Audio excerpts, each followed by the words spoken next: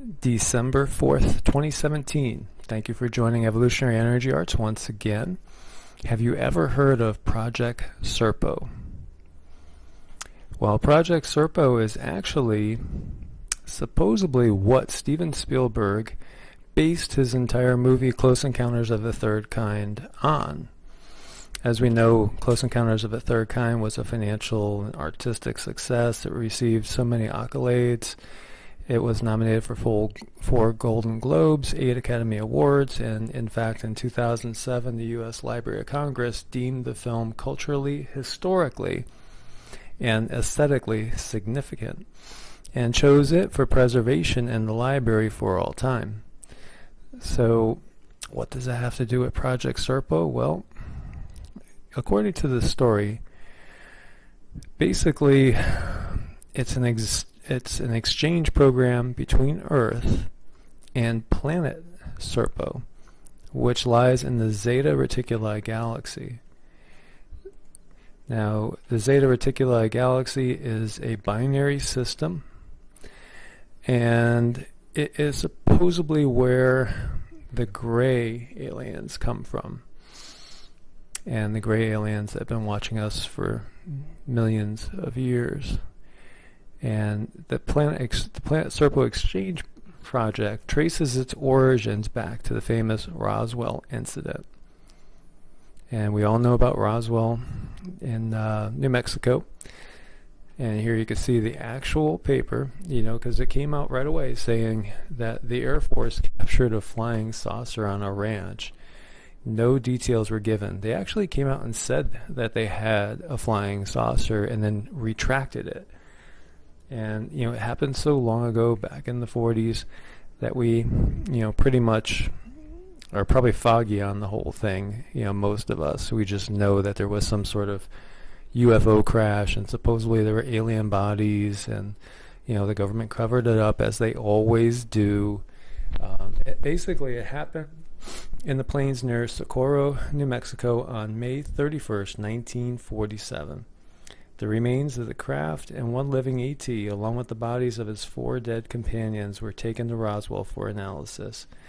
Meanwhile, the government reported to the American public, after the initial statements, by saying, no, it was only weather balloons, the infamous weather balloons. As it turns out, there were actually 2 crashes. The remains of a second UFO were not found until about 2 years later. It appeared the 2 spacecraft had crashed into each other. By then, 6 bodies of dead aliens had decomposed and there wasn't much left of them to study. Even so, the remains were taken to Wright-Patterson Air Force Base for evaluation and study. The Roswell living ET, named EBE-1 for extraterrestrial biological entity, was friendly and calm. He attempted to communicate, but spoke in tonal qualities the Americans could never really understand. EBE-1 seemed very intelligent and was able to quickly learn English.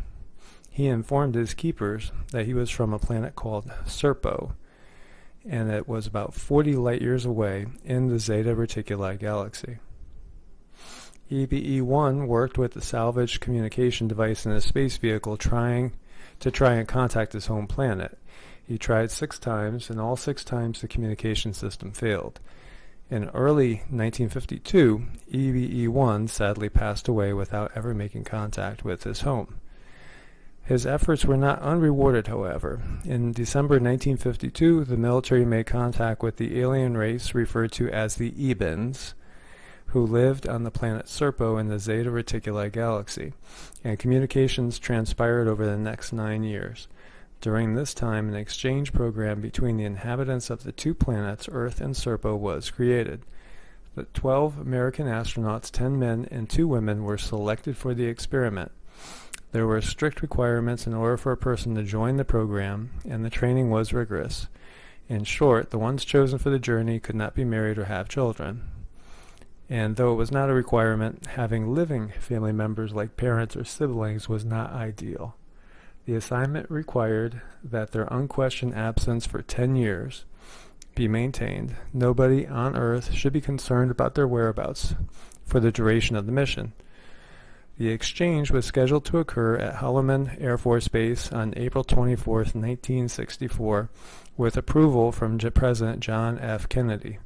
2 EBEN spaceships landed as planned. A contingent of American government personnel greeted them. The 12 American astronauts prepared to embark on their adventure, but for some reason the exchange got postponed. The EBENs retrieved the remains of the dead comrades and left. The EBENs returned in July 1965 and picked up their passengers.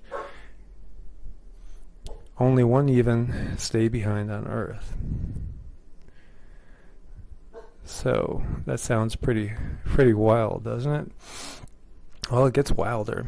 The Earth travelers took literally tons of supplies with them, including food, medicine, weapons, jeeps, and motorcycles. But during the trip, they ate only EBEN food, which they heartily disliked because they said it tasted like paper.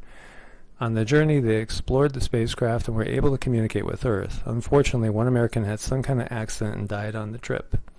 They completed the 40-year light distance in only 10 months.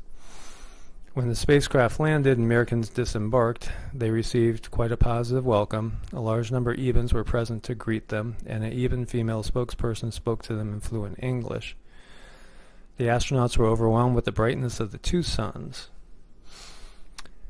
It was about 107 degrees, and they were all in great discomfort due to the heat, which remained a problem for them during their entire stay on the planet.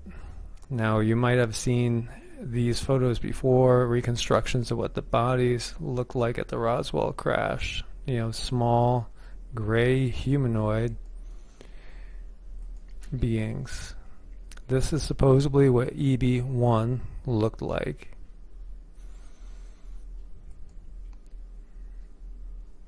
Large heads, tiny slit nose, slit mouth.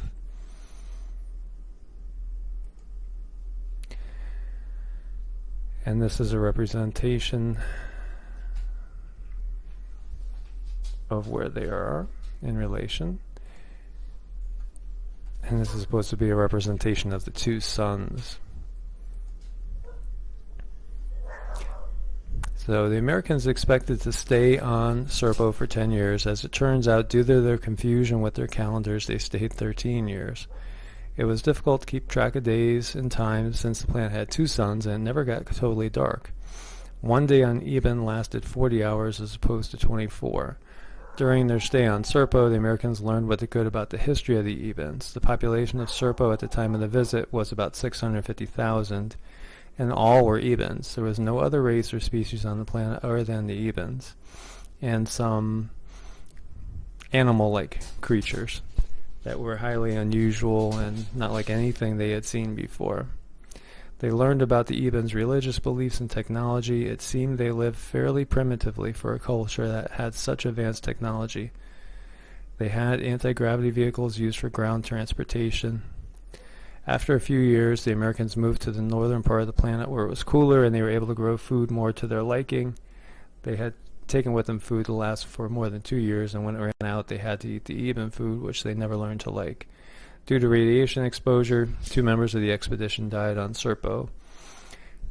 2 Americans liked life on Serpo so much they decided to stay there. The remaining astronaut returned home in '78, and the government quarantined them for a year. During that time, they had many debriefings, which resulted in a 3,000-page report. They were then allowed to go back to their normal lives. Little is known about their lives since, except for the last surviving one died in 2002. There has been no communication with EBENs on Serpo since '85, so it is not known what happened to the Americans that chose to stay on the planet. In 2005, UFO discussion group leader and former government employee Victor Martinez received a series of emails from someone identified as Anonymous. Anonymous claimed to be a retired government employee, and he or she supplied much of the information about the exchange program. Through the years, the officials who are privy to this information had provided some knowledge that the reports are true. A transcript of a Ronald Reagan briefing by then CIA Director William Casey was discovered. It was a top-secret meeting And the recording happened between March 6th and 8th, 1981. Casey provided Reagan with information about the exchange program. Reagan had quite a few questions that he was told would be answered later in additional briefing sessions. Unfortunately, we do not have a transcript of that session, so many questions are still left unanswered.